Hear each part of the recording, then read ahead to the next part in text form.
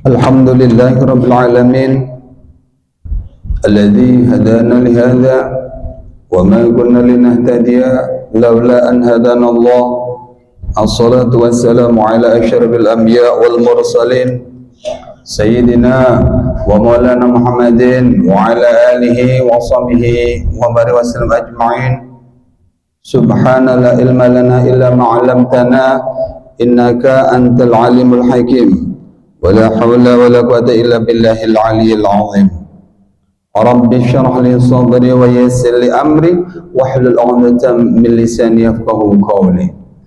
قال المؤلف رحمه الله تعالى ونفعنا به وبعلمه في الدارين آمين. بسم الله الرحمن الرحيم.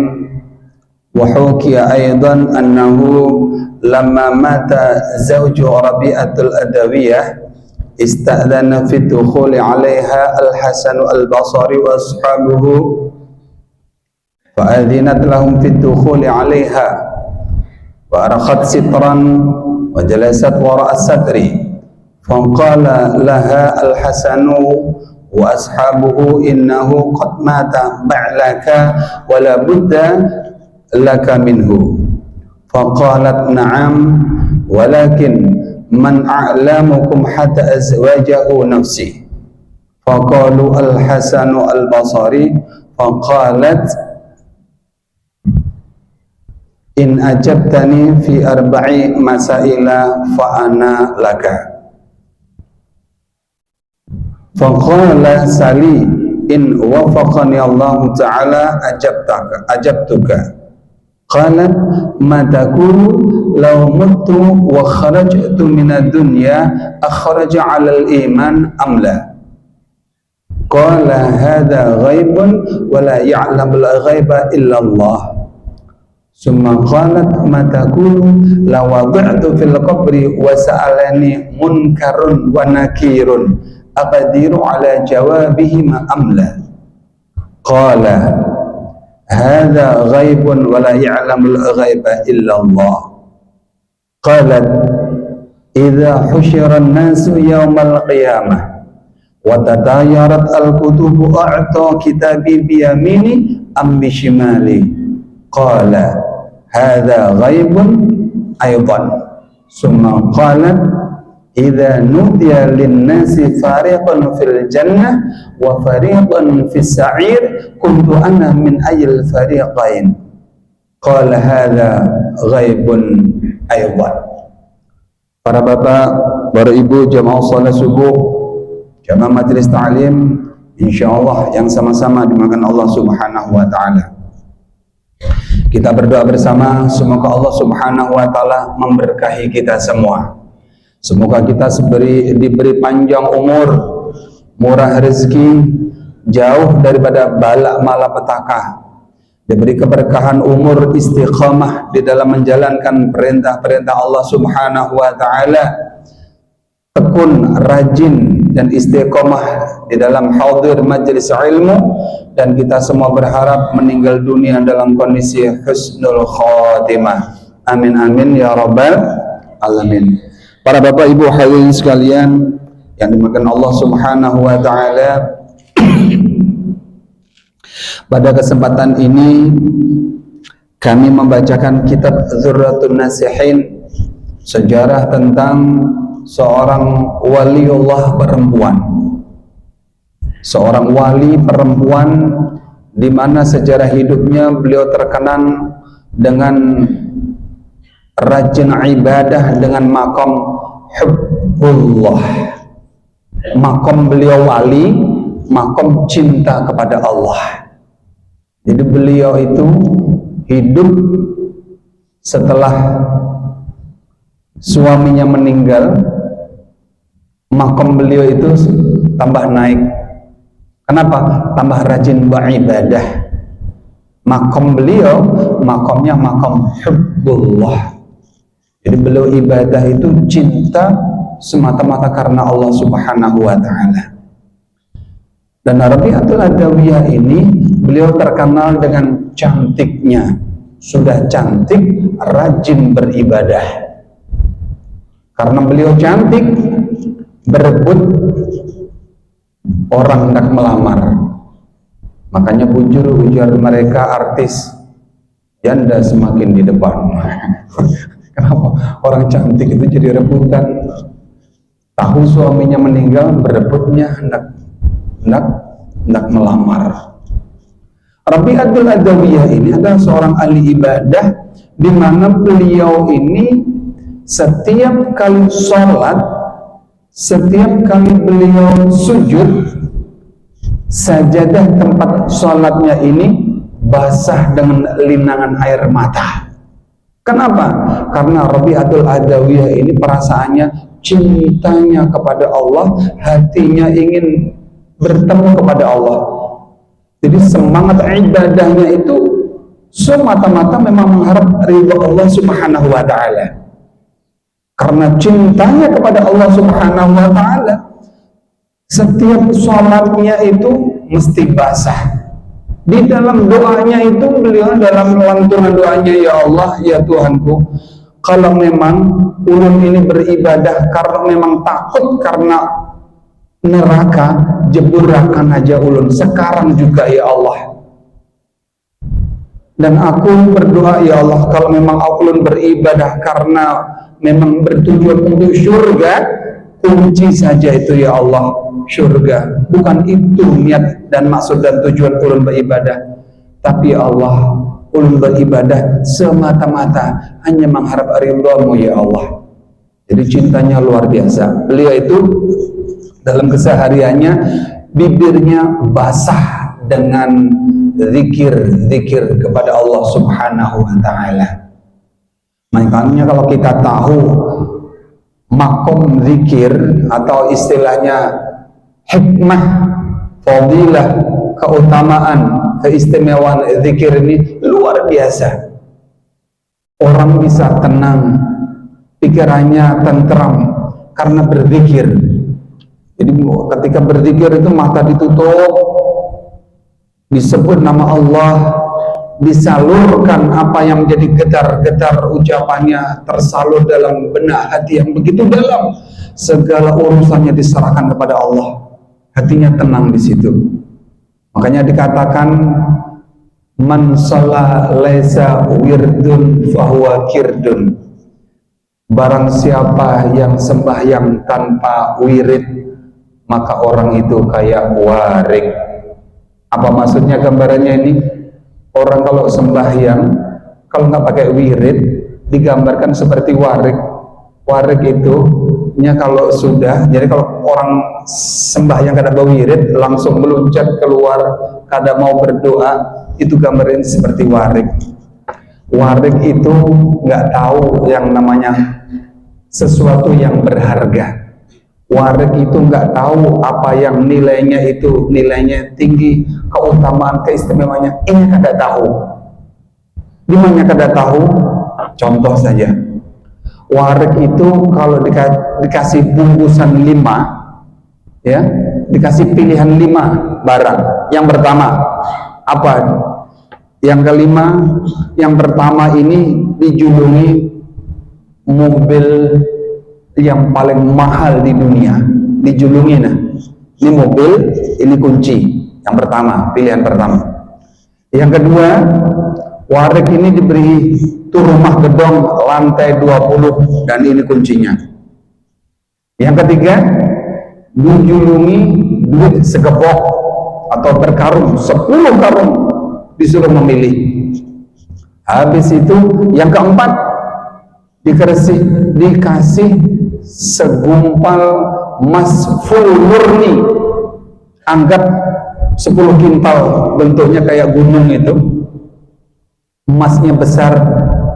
Dan yang terakhir pilihannya cuman pisang sebiji, cuman sebiji aja, warik. Ini kalau warik atau monyet disuruh memilih, mana yang dipilih? Pisang. Inilah gambaran manusia yang nggak tahu hikmah rahasia di balik wirid. Padahal kalau manusia yang berakal, yang pertama bagus, mobil yang paling mahal kalau dijual berapa? Berapa nilainya ini? Tapi yang suruh memilih warid, ya kada tahu itu. Yang kedua, rumah lantai 20, nah ini kuncinya, kada dipilih juga. Kenapa? Kada tahu nilai yang berharga, kada tahu. Yang ketiga, disuruh memilih juga apa? Duit bekarung-karung, ditunjukin ini duit bekarung-karung isinya, kada mau jual ini. Yang keempat, emas gumpalan, emas murni, disuruh memilih, kada mau jual. Tapi yang dipilih malah pisang sebuting. Itu gambaran orang yang sembahyang tapi kada mau berwirid, maka gambarannya seperti warid. Ini kada tahu. Makanya kalau kita tahu, makanya wiridnya dipanjangi. Kalau orang tahu, wiridnya itu beramalan ditambahi. Apa?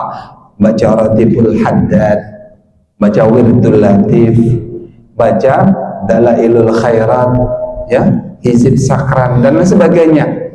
Wiridnya dibanyaki karena itu bimbingan di dalam Islam. Nah, kemudian Rabi'atul Adawiyah, karena ini seorang wanita yang cantik jelita dan terkenal ahli ibadah, ini ada sebuah cerita. Wahukiya, dan diceritakan, wahukiya aywan, ada sebuah kisah hikayat juga, annahu lamma mata zauju Rabi'atul Adawiyah, ketika suami Rabi'atul Adawiyah meninggal dunia, ista'dzana fi dukhuli 'alaiha Al-Hasan Al-Basri wa ashabuhu. Kemudian setelah meninggal dunia, ada serombongan Kiai Hasan Al-Basri dan kawan-kawannya minta izin untuk masuk rumahnya. Fa'idinat lahum fi dukhuli 'alaiha. Kemudian Rabi'atul Adawiyah mengizinkan kepada Kiai Haji Al-Hasan Al-Basri dan kawan-kawannya fi dukhuli 'alaiha, untuk masuk ke rumah Rabi'atul Adawiyah. Ini jadi status yang didatangi ini adalah janda.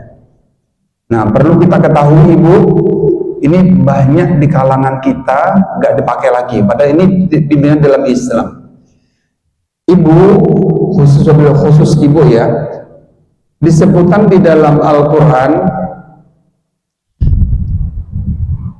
ketika seorang perempuan itu ditinggal suaminya, meninggal dunia, itu ada istilahnya iddah.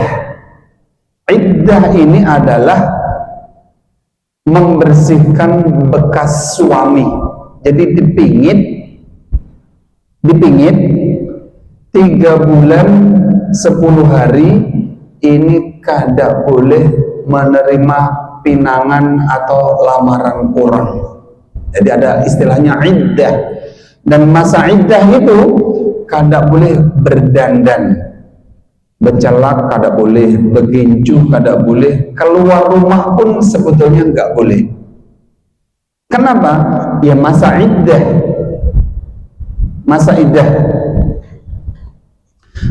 Jadi itu iddahnya orang yang dicerai itu adalah 3 kali suci, ya, 3 kali suci, artinya 3 bulan 10 hari itu kada boleh keluar rumah, nggak boleh ada yang melamar. Ini iddah, dan itu harus dikerjakan sebetulnya. Cuman di kalangan masyarakat kita orang banyak kada tahu apa hikmahnya di balik iddah. Makanya di dalam Islam perempuan itu kada boleh yang namanya poliandri. Apa poliandri? Poliandri itu adalah kawin lebih dari 1. Perempuan kada boleh. Kalau laki-laki, oh malah disuruh malah laki-laki. Fankihu ma tobalakum minan nisa'i mathla wa thulatha wa ruba'.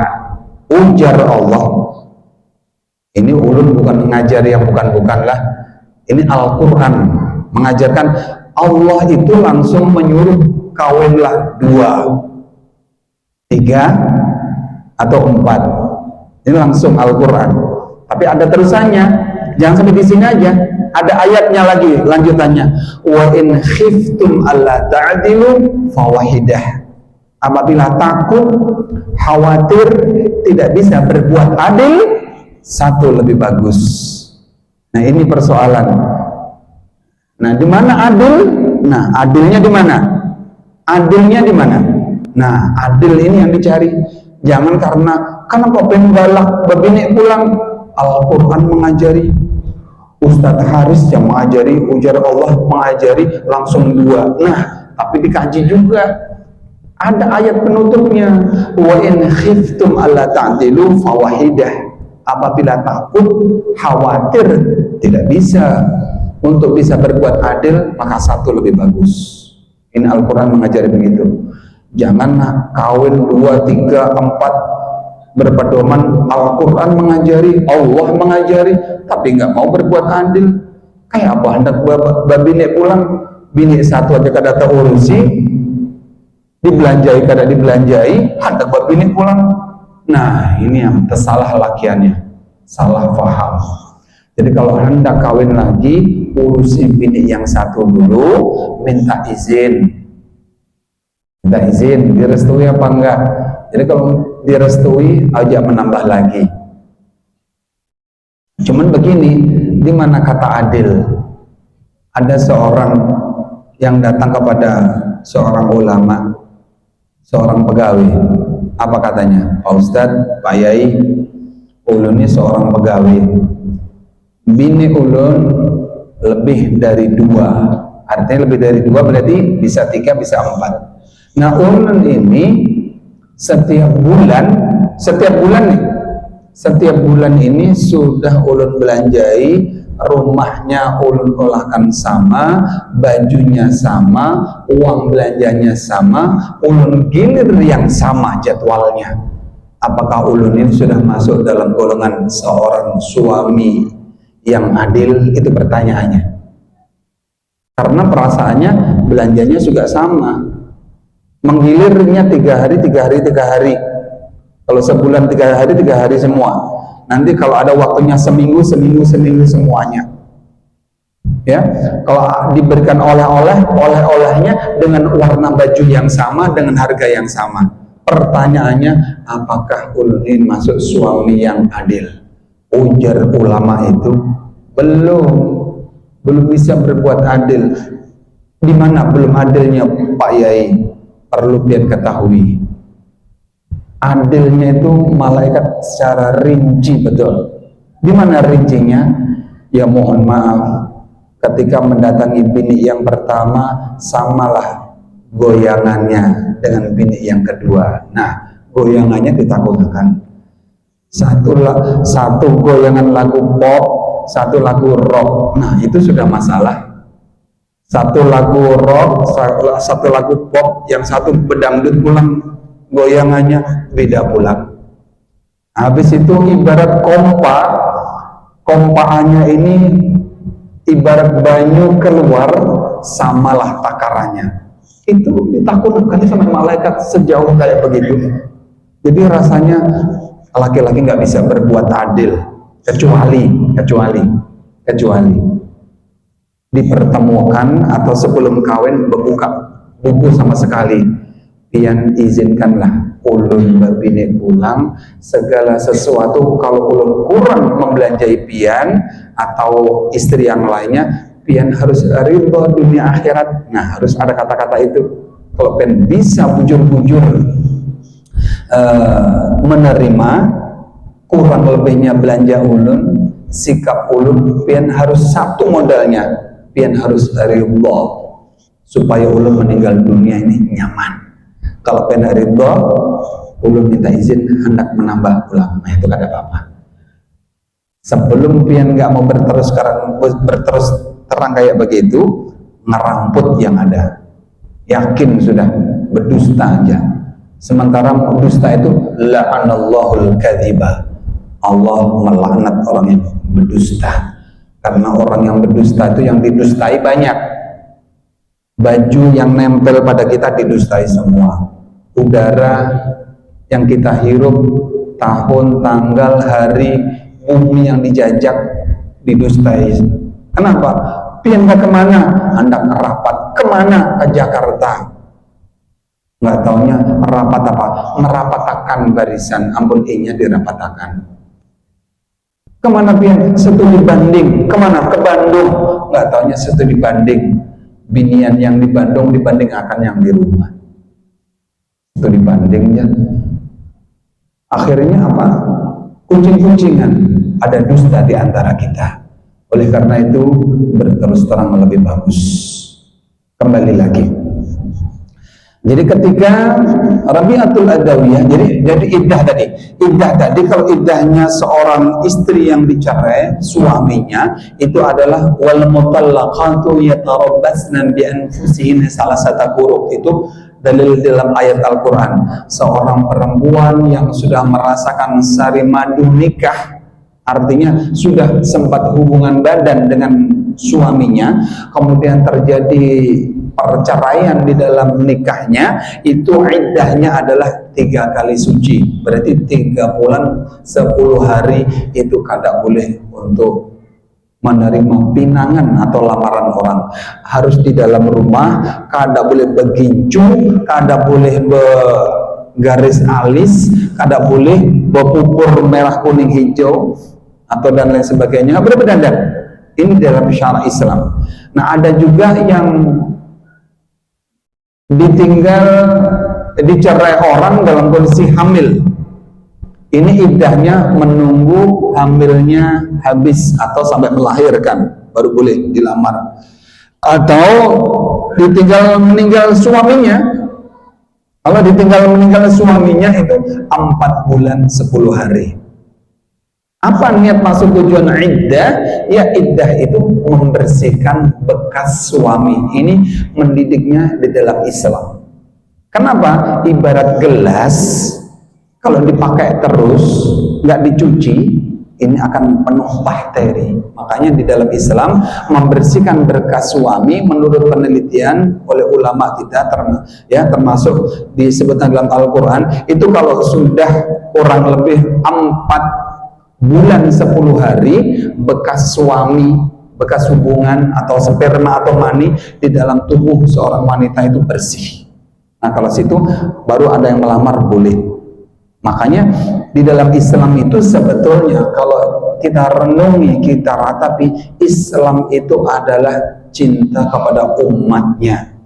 Kenapa? Sesuatu yang menyakiti kepada umatnya itu mengandung madarat, mengandung bahaya. Islam itu melarang, ya. Kenapa perempuan itu nggak boleh kawin lebih dari 1? Karena mencegah ada nama istilah penyakit AIDS atau HIV. Itu adalah akibat daripada sering ganti-ganti pasangan. Perempuan yang, mohon maaf, karena perempuan banyak kalau di perkotaan itu menjadi prostitusi, hostess, pelacur, bin germo, alias menjual diri. Pelacur itu, mohon maaf, yang dijual itunya. Banyak orang-orang banyak duit itu ibarat menukar satenya aja. Paham maksudnya? Habis dicucuk, dibayar, selesai. Na'udzubillah min dzalik.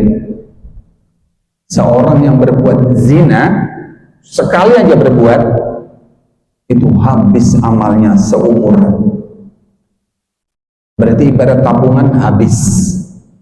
Padahal tabungan itu gasan menebus masuk surga.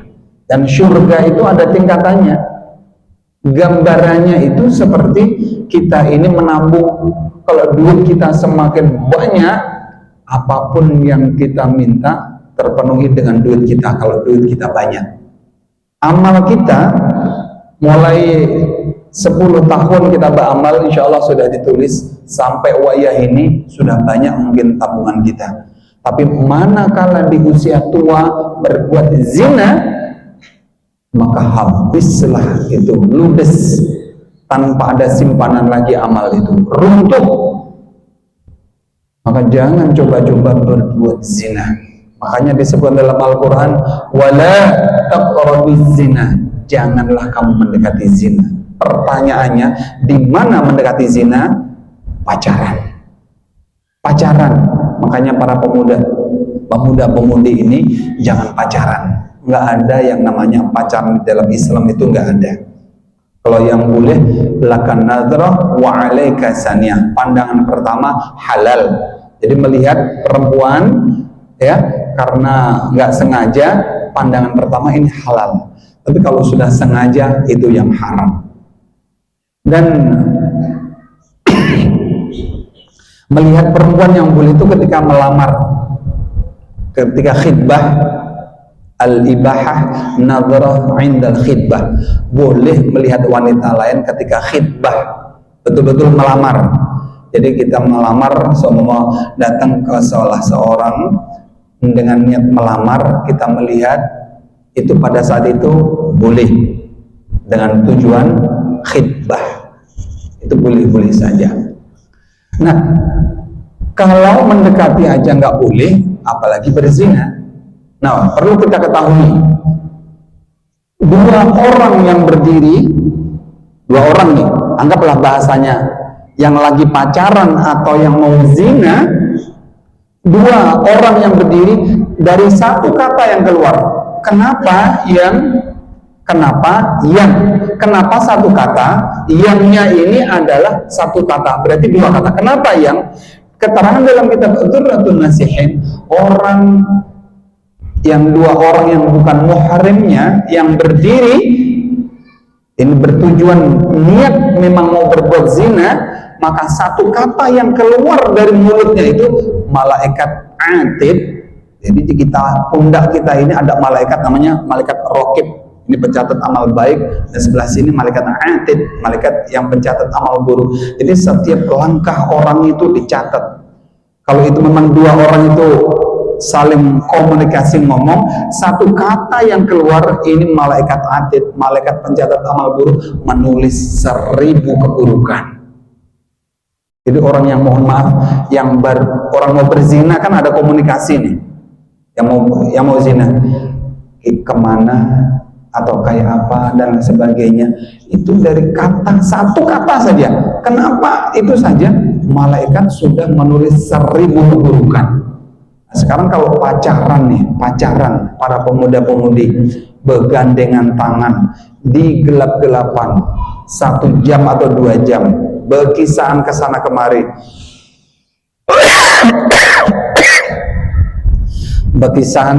kemari, berapa kata-kata yang keluar itu? Intinya satu kata yang keluar, malaikat sudah menulis 1000 keburukan. Ujung-ujungnya berzina. Zina itu adalah sebagai penghapus amal baiknya. Ibarat hom itu penghapus, jangan sampai berbuat zina. Na'udzubillah min dzalik. Kemudian, jadi hati-hati ini. Jadi sebetulnya Islam ini cinta kepada umatnya. Makanya ada istilah begini. Daging yang paling nyaman itu, ujar mereka, di dunia ini daging yang paling nyaman itu adalah babi. Ujar mereka. Tapi kenapa Islam melarang? Ada rahasia tersendiri. Islam melarang makan babi walaupun mereka ngomong daging yang paling nyaman daging babi. Itu untuk non muslim. Oke lah mereka ngomong daging yang paling nyaman babi, tapi Islam melarang. Pertanyaannya, kenapa Islam melarang makan babi? Oh, ada rahasia tersendiri. Islam melarang makan babi karena mempunyai rahasia. Daging babi itu adalah menurut penelitian tim medis kedokteran, daging babi itu adalah mengandung cacing pita. Jadi setiap makan seakan-akan kita ini memasukkan cacing dimakan, yang dikonsumsi, sehingga di balik kulit kita ini akan ada cacing-cacing seperti benang kayak begitu. Makanya Islam melarang. Kenapa? Daging babi mengandung cacing pita, makanya dilarang. Biar mereka non-muslim ngomong, oh daging yang paling nyaman adalah babi, menurut mereka biar. Tapi Islam mendidik, Islam itu cinta kepada umatnya, makanya dilarang makan babi.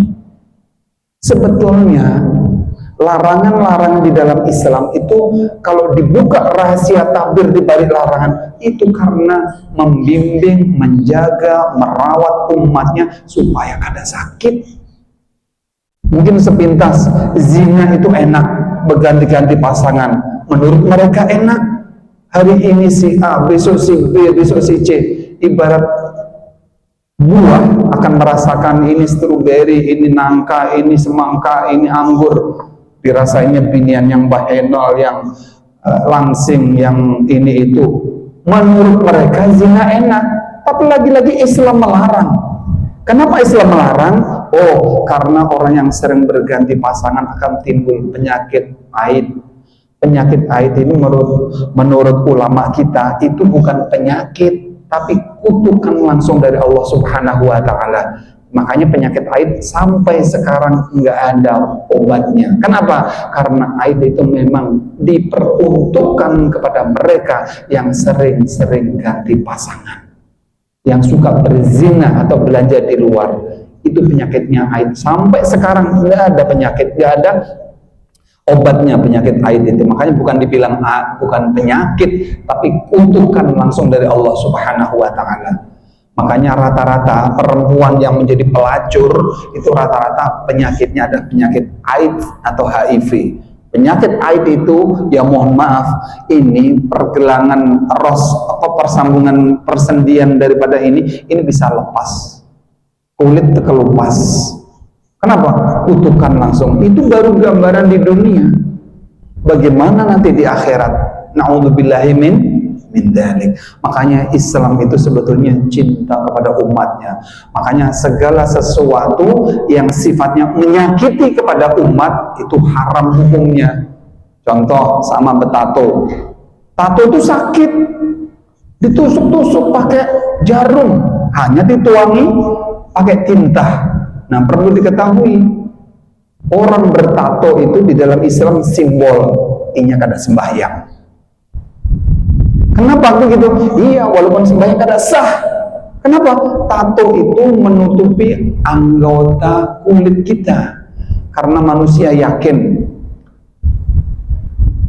orang itu pasti wudhu. Kalau mungkin ditaruh di anggota wudhu, kalau lepas anggota wudhu pasti akan junub atau jinabat atau mandi besar, wajib. Itu makanya orang yang bertato itu sakit. Nah, sakitnya itu di dalam Islam juga melarang. Sudah sakit juga menutupi aurat, menutupi anggota, makanya dilarang. Jangan sampai kita bertato. Sekarang ngetren kalau pesta pantai itu banyak jasa untuk membuat tato macam-macam. Jangan ikut-ikutan. Ya mohon maaf. Seorang ustadz ini tahun berapa? 2010 kalau nggak salah, belum baca di koran. Ada seorang ustadz berpuasa 3 hari, memuasai, pengen mempunyai istri yang salehah. Akhirnya dilihat ada seorang perempuan jilbabnya itu panjang, dikiranya salehah. Tapi ini akibat wanita yang insaf atau bagaimana nggak tahu. Singkat dicerita, memilihlah dilamar itu perempuan, memasuki malam pertama. Begitu malam pertama mau hubungan, dilihatnya di batisnya di belakang ini ada gambar Hello Kitty. Itu tato. Ditegur sama suaminya, yang bertato kapian. Oh iya, kenapa? Ketujuh kapian. Itu ustadz, padahal yang suaminya ustadz. Ada tato di sini, ditunjukin lagi, ada lagi tatonya di mana? Masya Allah. Kada taunya pas di segitiga. Tahu segitiga? Paham aja, berarti nggak usah. Pas di segitiganya itu ada gambar Hello Kitty. Kada lawas, begitu pagi langsung ke KUA minta cerai, dan itu boleh. Suami kalau melihat ada tato, apalagi di tempat pas segitiga atau pas di kemaluan, boleh langsung dicerai. Pada saat itu gempar di berita dan ulun baca di koran, gara-gara tato. Ya mohon maaf kalau kita bayangkan, kalau laki-laki normal mentato pas di segitiga, tahan nggak? Kalau pengen tahan, rasanya kurang jantan. Kalau melihat itu syahwat, normal kita laki-laki. Kalau sudah bangunnya, assalamualaikum, nih dongkrak, apa kabar ini? Kita nggak bisa membayangkan. Tukang tatonya tahanlah melihat kayak begini, gesek, gesek, gesek, gesek, pas di segitiga, tahanlah. Naudzubillah, nggak bisa dibayangkan. Akhirnya melihat kondisi yang demikian itu langsung minta cerai, cerai. Nah, hati-hati.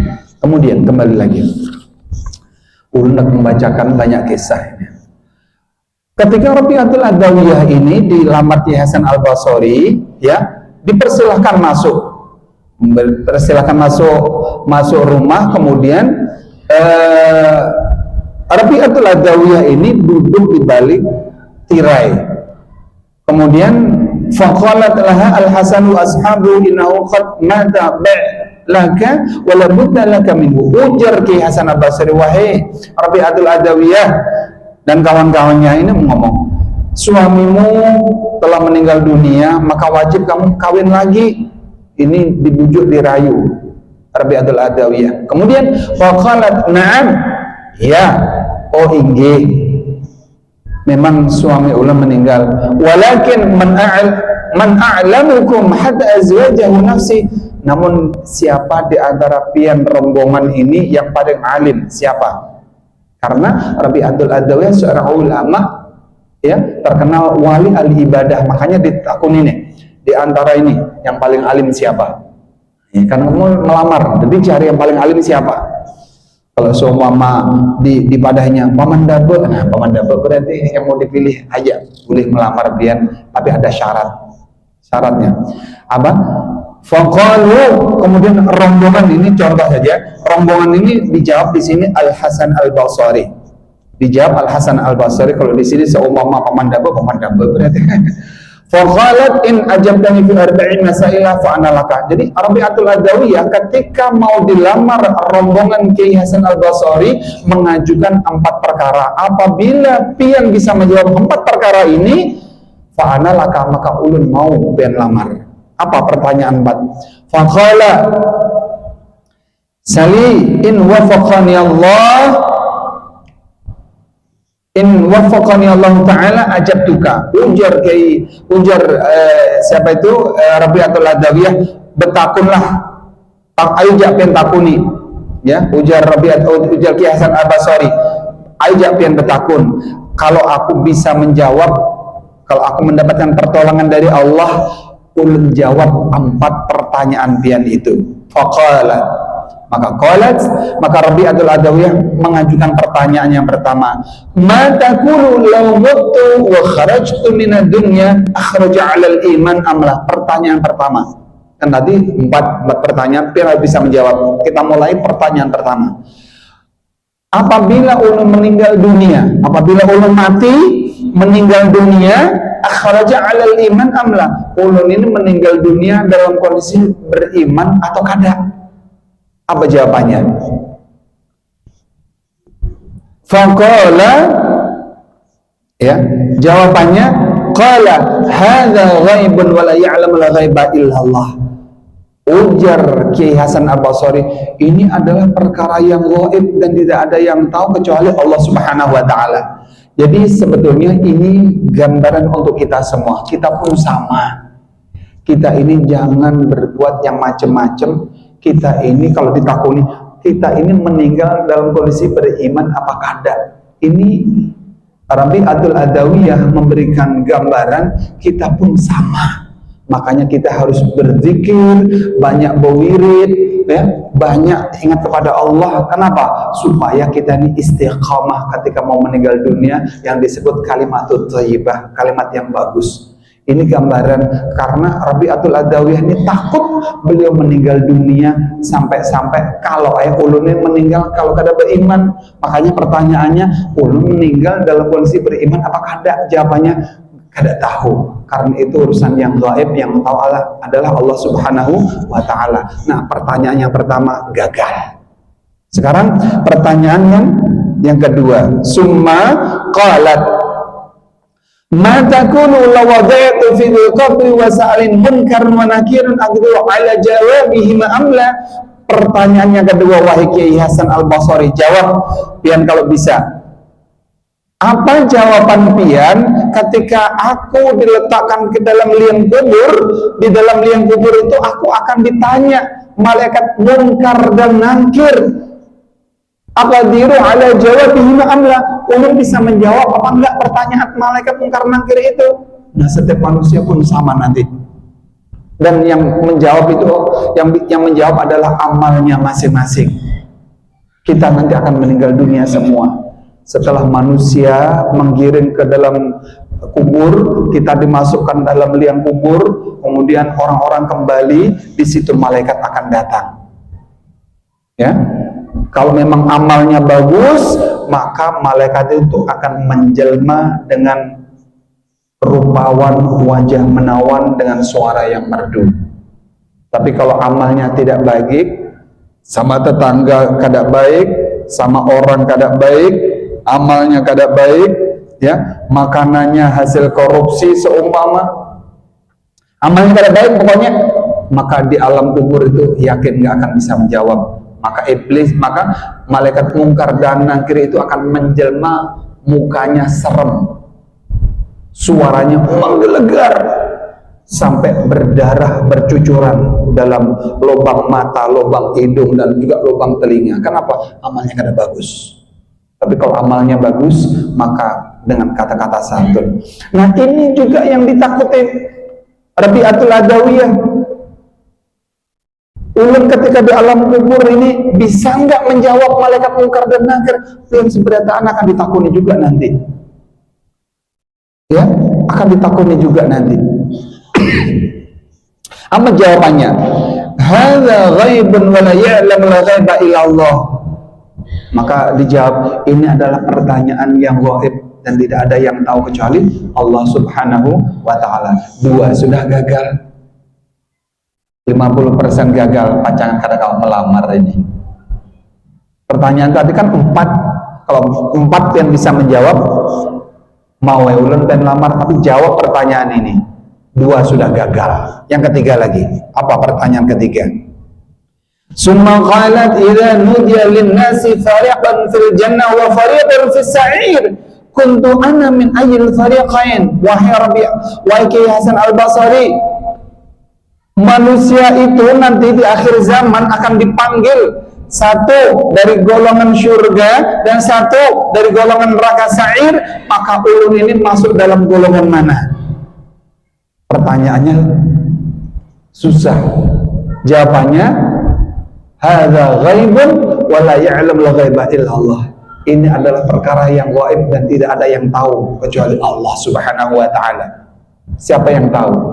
Apakah kita masuk golongan surga atau masuk golongan neraka? Kita nggak tahu juga kan? Inilah Rabi'atul Adawiyah. Sidin ini mempertahankan biar menjadi janda supaya rajin beribadah tanpa dengan kerepotan melayani suami. Ini Rabi'atul Adawiyah. Makanya pertanyaannya agak ribet. Yang keempat sekarang, ya, yang keempat,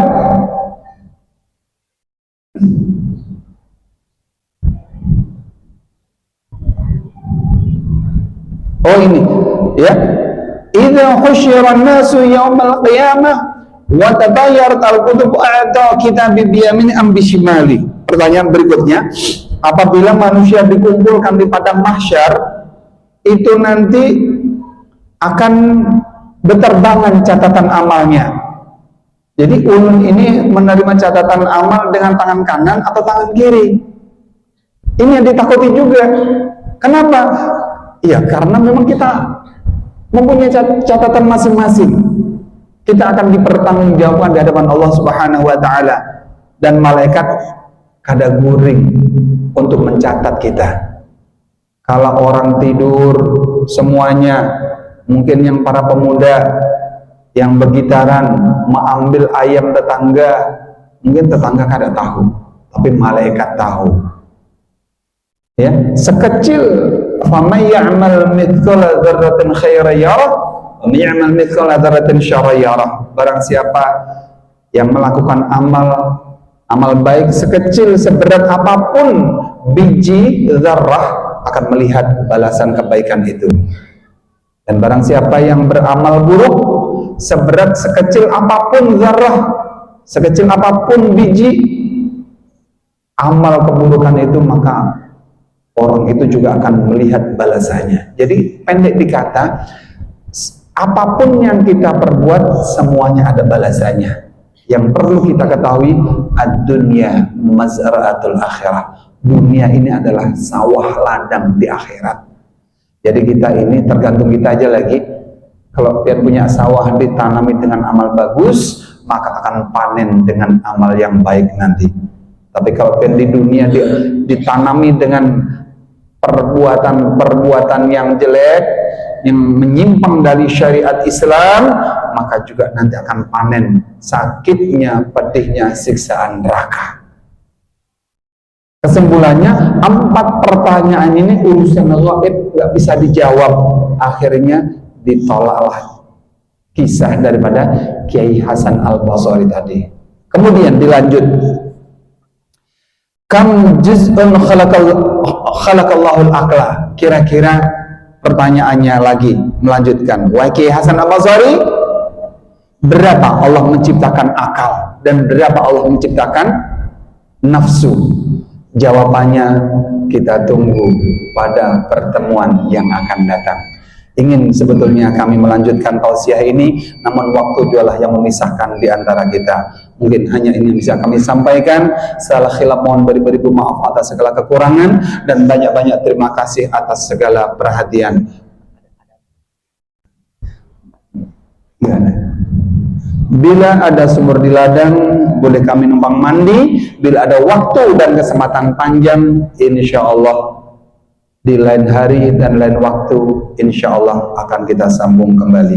Akhirul kalam, wallahu a'lam bishawab.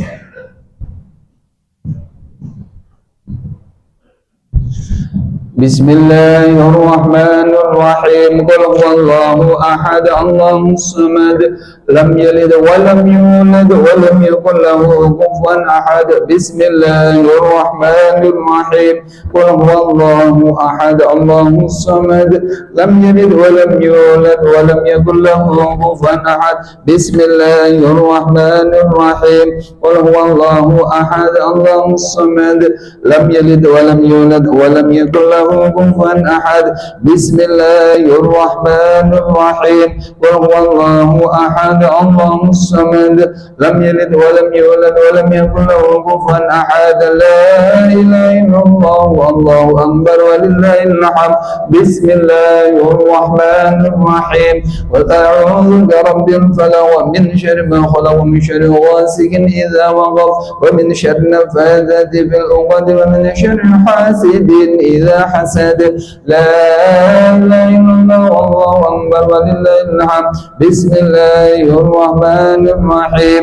Qul a'udzu birabbin nas, malikin nas, ilahin nas, min syarril waswasil khannas, alladzi yuwaswisu fi sudurin nas minal jinnati wan nas, alladzina amanu wa tatma'innu qulubuhum bi dzikrillah, ala bi dzikrillah tatma'innul qulub.